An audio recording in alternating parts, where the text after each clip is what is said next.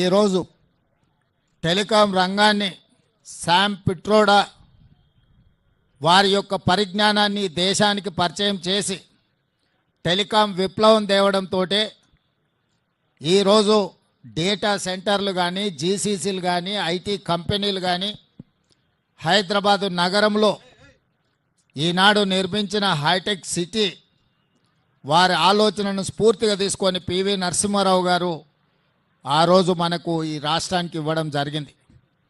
నేదురుమల్లి జనార్దన్ రెడ్డి గారు ఉన్నప్పుడు ముఖ్యమంత్రిగా పునాది రాయి వేసి మొట్టమొదటిసారి హైటెక్ సిటీకి నాంది పలికినరు.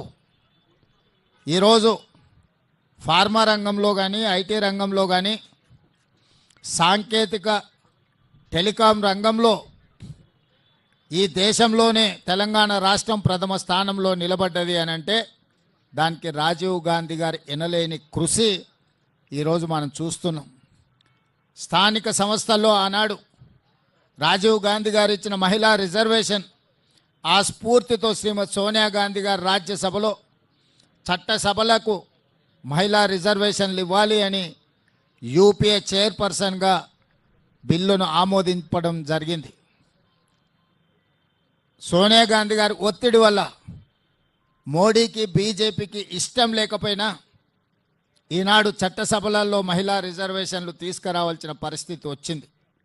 అందుకే ఈరోజు గొప్ప నాయకుడు స్ఫూర్తి ప్రదాత రాజీవ్ గాంధీ ఈనాటి యువతకు స్ఫూర్తిగా ఉండాలి.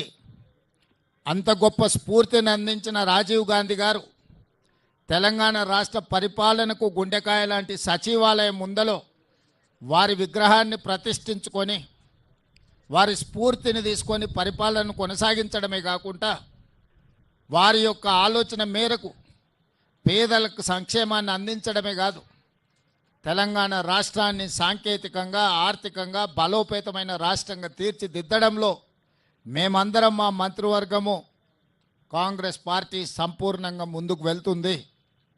వారిని ఆదర్శంగా తీసుకొని వారి విగ్రహాన్ని ఇక్కడ ప్రతిష్ఠించుకొని కోట్లాది మంది భారతీయ యువకులకు రాజీవ్ గాంధీ స్ఫూర్తిని ఈరోజు మనం నింపగలిగినము. అందుకే ఆ నాయకుడిని ఆదర్శంగా తీసుకొని తెలంగాణ రాష్ట్రంలో పరిపాలన కొనసాగిస్తున్నాము.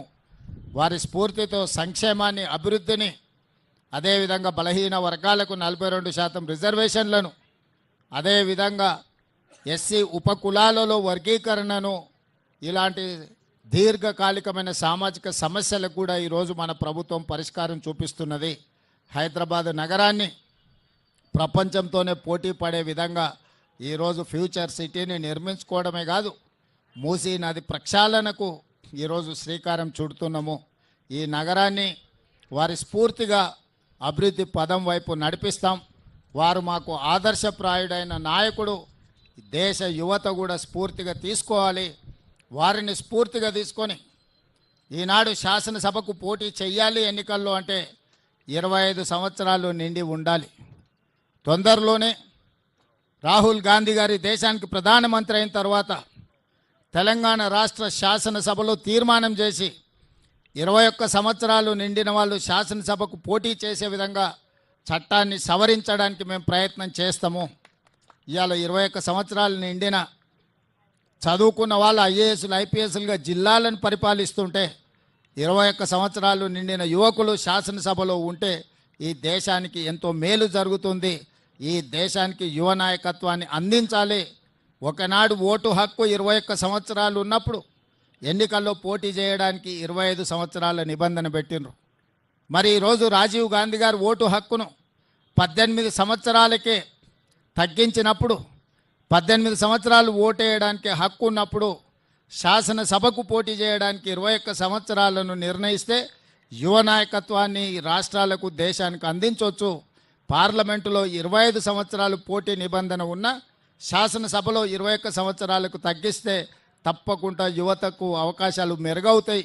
ఆ దిశగా తెలంగాణ రాష్ట్ర శాసనసభ తప్పకుండా ప్రయత్నం చేస్తుంది. ఈ కళలన్నీ సాకారం కావాలి అని అంటే ఈ దేశానికి రాహుల్ గాంధీ గారు ప్రధానమంత్రి కావాలి.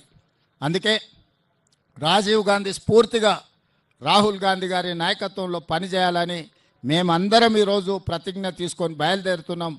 తప్పకుండా రాహుల్ గాంధీ గారిని ఈ దేశానికి ప్రధానమంత్రి